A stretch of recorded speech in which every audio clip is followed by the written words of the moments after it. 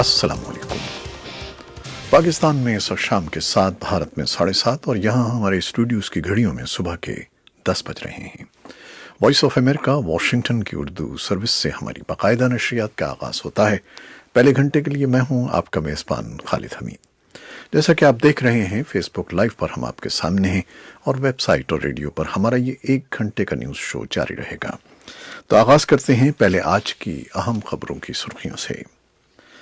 तनाज़ा कश्मीर पर पाकिस्तान और भारत के दरमियान सालिसी की पेशकश का इयादा करते हुए अमेरिका के सदर डोनाल्ड ट्रंप ने एक बार फिर कहा है कि वो मसले कश्मीर के हल के लिए भरपूर कोशिशें करेंगे। भारत के ज़ेरे इंतज़ाम कश्मीर के ज़िले बारामूला में सिक्योरिटी फोर्सेस और मुश्तबा अस्करियत पसंदों के दरमियान झड़प में एक शख्स हलाक, जबकि फायरिंग के तबादले में एक सिक्योरिटी एहलकार की हलाकत की भी इत्तलात मिली हैं।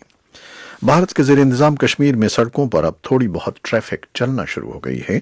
गुज़श्ता रोज़ से रुकावटें हटा ली गई हैं, लेकिन अब भी वहाँ भारी तादाद में पुलिस और फौज के जवान मौजूद हैं और स्कूल और दुकानें अब भी बंद हैं। पाकिस्तान ने मंगल के रोज़ ये ऐलान किया कि वो भारत के साथ कश्मीर के तनाज़े को आलमी अदालत इंसाफ में लेकर जाएगा। पाकिस्तान की हुकूमत ने कश्मीर से मुताल्लिक बयान देने वाले अपने शहरियों के सोशल मीडिया अकाउंट्स की बंदिश पर ट्विटर की इंतजामिया से राब्ता किया है और बरतानवी वज़ीर-ए-आज़म ने कश्मीर को पाकिस्तान और भारत के दरमियान बाहमी मसला करार देते हुए इसे मुज़ाकरात के जरिए हल करने पर जोर दिया है। सदर डोनाल्ड ट्रंप ने कहा है कि अफगानिस्तान से मुताल्लिक अमरीका और तालिबान के दरमियान अच्छी बातचीत जारी है, लेकिन साथ ही उन्होंने ये खदशा जाहिर किया कि अमरीकी फ़ौज के इनखला का मुआहिदा खटाई में पड़ सकता है। काबुल के शादी हॉल में बम धमाके में मरने वालों की तादाद 80 तक पहुंच गई है। सूडान के चोटी के जनरल ने फौजी सिविलियन काउंसिल के सरबराह की हैसियत से हलफ उठा लिया है। अमेरिका और जनूबी कोरिया के दरमियान फौजी मशकों का ताज़ा तरीन दौर ख़त्म हो गया है और अमरीकी महकमा ख़ारजा ने $8 अरब के F-16 तैयारों की ताइवान को मुमकिना फ़रोख्त की मंजूरी दे दी है। ये थी वो शह सुर्खियाँ जो हमने आपके लिए पेश की। तफसील कुछ देर के बाद।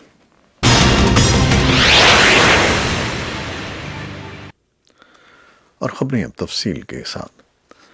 तनाज़ा कश्मीर पर पाकिस्तान और भारत के दरमियान सालिसी की पेशकश का इयादा करते हुए अमेरिका के सदर डोनाल्ड ट्रंप ने एक बार फिर कहा है कि वो मसले कश्मीर के हल के लिए भरपूर कोशिशें करेंगे। व्हाइट हाउस में मंगल को सहाफ़ियों से गुफ्तगू करते हुए सदर ट्रंप ने कहा कि इख्तितामी हफ्ता उनकी फ्रांस में भारतीय वज़ीर-ए-आज़म नरेंद्र मोदी से मुलाकात होगी, जिसके दौरान वो कश्मीर का मामला उठाएंगे। उन्होंने कहा कि ज़रूरत इस बात की है कि कशीदगी को कम करने की कोशिश की जाए, जिसके लिए ज़रूरी है कि दोनों फरीक मुज़ाकरात की मेज़ पर आएं। सदर ने कहा कि पाकिस्तान के वज़ीर-ए-आज़म इमरान खान से भी हाल ही में उनकी मुलाकात हो चुकी है। इससे कबल भी सदर ट्रंप पाकिस्तान और भारत के दरमियान मामलात सुलझाने की पेशकश कर चुके हैं। भारत के ज़ेर इंतज़ाम कश्मीर के ज़िले बारामूला में सिक्योरिटी फोर्सेस और मुश्तबा अस्करियत पसंदों के दरमियान झड़प में एक शख्स हलाक, जबकि फायरिंग के तबादले में एक सिक्योरिटी एहलकार की हलाकत की इत्तलात भी मिली हैं। खबरसां इदारे रॉयटर्स के मुताबिक शिमाली कश्मीर के ज़िले बारामूला में होने वाली इस झड़प को हुक्काम कश्मीर की नीम खुद मुख्तार हैसियत ख़त्म होने के बाद पहला पुरतशद्दुद वाक़या करार दे रहे हैं। झड़प में एक सिक्योरिटी एहलकार के जख्मी होने की भी इत्तलात हैं।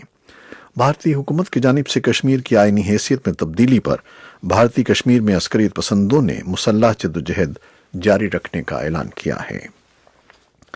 भारत के ज़ेरे इंतज़ाम कश्मीर में सड़कों पर अब भी थोड़ी बहुत ट्रैफिक चलना शुरू हो गई है। गुज़श्ता रोज़ से रुकावटें हटा ली गई हैं, लेकिन वहाँ अब भी भारी तादाद में पुलिस और फौज के जवान मौजूद हैं। स्कूल और दुकानें अब भी तमाम के तमाम बंद पड़ी हैं। मंगल के रोज़ भारत के ज़ेरे इंतज़ाम जम्मू कश्मीर की हुकूमत ने ऐलान किया था कि उन इलाकों में जहाँ प्राइमरी स्कूल खोले गए हैं, वहाँ अब मिडिल स्कूल भी खोल दिए जाएंगे। इस बारे में हमारी साथी रितिल जोशी ने एक रिपोर्ट भेजी है जो कुछ देर में आपके लिए पेश करेंगे। पाकिस्तान ने मंगल के रोज़ ये ऐलान किया कि वो भारत के साथ कश्मीर के तनाज़े को आलमी अदालत इंसाफ में लेकर जाएगा। वज़ीर ख़ारजा शाह महमूद कुरैशी ने एक मकामी टेलीविज़न चैनल को बताया कि पाकिस्तानी हुकूमत ने इस मामले के तमाम कानूनी तकाज़ों पर गौर व खौस के बाद ये मामला आलमी अदालत इंसाफ में ले जाने का उसूली फ़ैसला कर लिया है। ان کا کہنا ہے کہ بھارتی کنٹرول والے کشمیر میں 16 روز سے کرفیو جاری ہے، وہاں لوگوں کی زندگی کو اجیرن بنا دیا گیا ہے۔ بھارت وہاں مسلم اکثریت کو اقلیت میں بدلنا چاہتا ہے۔ شاہ محمود قریشی کا کہنا تھا کہ بھارت دنیا کو حالات معمول پر ہونے کا تاثر دے رہا ہے، جبکہ صورتحال اس کے برعکس ہے۔ پاکستان کی حکومت نے کشمیر سے متعلق بیان دینے والے اپنے شہریوں کے سوشل میڈیا اکاؤنٹس کی بندش پر ٹوئٹر کی انتظامیہ سے رابطہ کیا ہے۔ وزیراعظم کے ترجمان برائے ڈیجیٹل میڈیا ارسلان خالد نے تصدیق کی ہے کہ پاکستان ٹیلی کمیونیکیشن اتھارٹی نے ٹوئٹر کے علاقائی دفتر میں سرکاری سطح پر شکایت دائر کرتے ہوئے اکاؤنٹس معطل کرنے کی وضاحت مانگی ہے۔ بھارت کے وزیراعظم نریندر مودی نے برطانوی ہم منصب بورس جانسن سے ٹیلی فونک رابطہ کرتے ہوئے کشمیر کی حالیہ صورتحال پر گفتگو کی ہے۔ اس موقع پر برطانوی وزیراعظم نے کشمیر کو پاکستان اور بھارت کے درمیان باہمی مسئلہ قرار دیتے ہوئے اسے مذاکرات کے ذریعے حل کرنے پر زور دیا ہے۔ برطانوی وزیراعظم بورس جانسن کا کہنا تھا کہ برطانیہ کشمیر کے معاملے کو ایک ایسے مسئلے کے طور پر دیکھتا ہے جو پاکستان اور بھارت کے درمیان ہے، جسے باہمی مذاکرات سے ہی حل کیا جانا چاہیے۔ خبر رساں ادارے رائٹرز کے مطابق بھارتی اور برطانوی وزرائے اعظم کے درمیان منگل کو ہونے والی اس گفتگو میں لندن میں بھارتی سفارت خانے کے باہر ہونے والے احتجاج پر بھی بات چیت ہوئی۔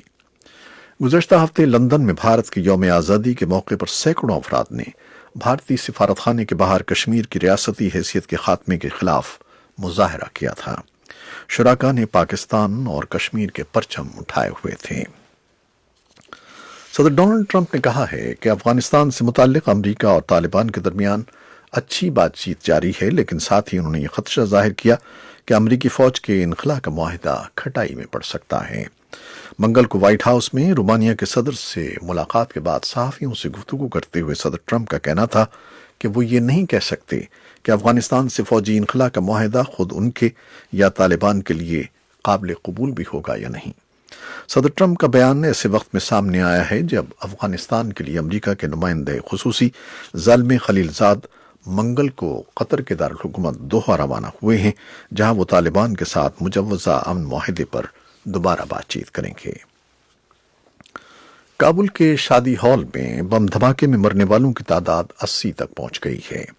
وزارت داخلہ کے ترجمان نصرت رحیمی نے بدھ کے روز یہ اطلاع دیتے ہوئے بتایا کہ ہفتے کی رات زخمی ہونے والوں میں سے 17 افراد نے ہسپتال میں دم توڑ دیا، جس کے باعث مرنے والوں کی تعداد 80 تک پہنچ گئی۔ داعش نے اس بم دھماکے کی ذمہ داری قبول کی تھی۔ طالبان کے ایک سابق عہدیدار اکبر آغا نے بتایا ہے کہ امن معاہدہ طے پانے کے بعد افغانستان میں امریکی فوجوں کی موجودگی کا معاملہ دوحہ بات چیت کے نویں دور میں زیر بحث آئے گا۔ اکبر آغا کا کہنا تھا کہ معاہدہ ابھی طے نہیں پایا ہے اور دونوں فریق دستخطوں سے پہلے رہ جانے والے امور پر مذاکرات کریں گے۔ سفیر خلیل زاد نے بھی ایک ٹوئیٹر پیغام میں کہا ہے کہ ان کی پہلی منزل دوحہ ہوگی، جہاں وہ باقی ماندہ مسئلوں پر بات کریں گے۔ سوڈان کے چوٹی کے جنرل نے فوجی سویلین کونسل کے سربراہ کی حیثیت سے حلف اٹھا لیا ہے، جو آئندہ انتخابات تک ملک کا اقتدار سنبھالے گی۔ سرکاری خبر رساں ادارے سنا نے اطلاع دی ہے کہ جنرل عبدالفتاح البرہان نے بدھ کے روز حلف اٹھایا۔ ان کے ساتھ 11 رکنی کونسل نے بھی حلف اٹھایا۔ نامزد وزیر اعظم عبداللہ حمدوک دن کے اختتام تک حلف اٹھا لیں گے۔ برہان اس فوجی کونسل کے سربراہ بنے تھے جس نے اپریل میں طویل عرصے سے برسر اقتدار عمر بشیر کا تختہ الٹ کر اقتدار سنبھالا تھا۔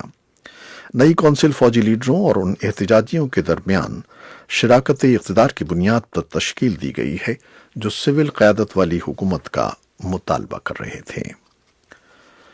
امریکہ اور جنوبی کوریا کے درمیان فوجی مشقوں کا تازہ ترین دور ختم ہو گیا ہے۔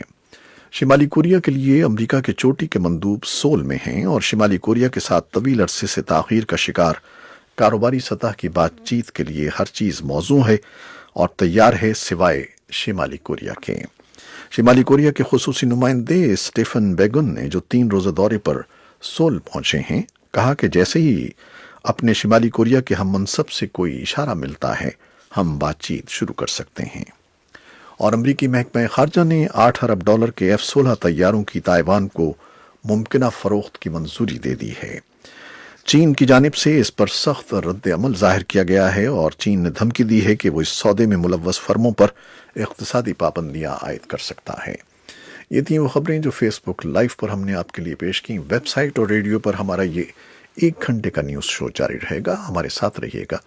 کیمرامین فواد الیاس کے ساتھ فیس بک لائیو سے اجازت چاہتے ہیں۔ اللہ حافظ۔